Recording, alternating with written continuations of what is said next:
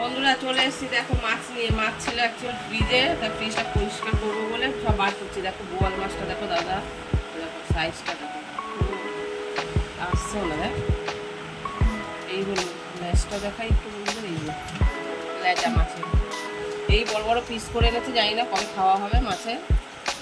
আর এটা হচ্ছে রুই কাতলা মাছের পেটি, এইগুলো পিসগুলো। আর দেখছি আর কি কি মাছ বেরোয় ঝাঁপি থেকে। ও এটা আবার আর মাছ, এই যে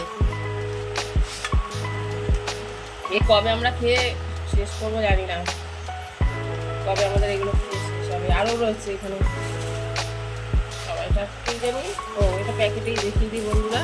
এই যে চিংড়ি, এখানে চিংড়িতে কাঠি ভরে নিয়েছে। এই যে এই যে সেদিনকে দেখিয়েছিলাম, তা কালকে 4টে করা হয়েছে আর রয়েছে সব। এই হলো মাছ। আজকে জানি না কোন মাছ কি রান্না হবে, যাই হোক আমি ফ্রিজটা পরিষ্কার করবো। আর এদিকে নিয়ে এসছে, এদিকে দাও তোমার, খুব ভালো আম নিয়ে এসছে দাদা। আমগুলো খুব সুন্দর, খুব মিষ্টি, রাতে কাটা হয়েছিল না দুধটা। আর রয়েছে পাঁচটা আম। এখন ফ্রিজ পরিষ্কার করবো করে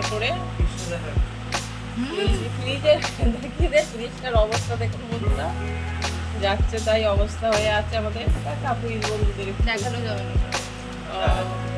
যাই হোক এখন পরিষ্কার করে সব রাখবো। আমার প্রিয় ফুলের আচার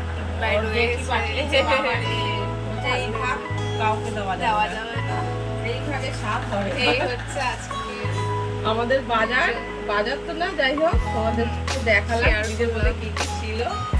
টাটা।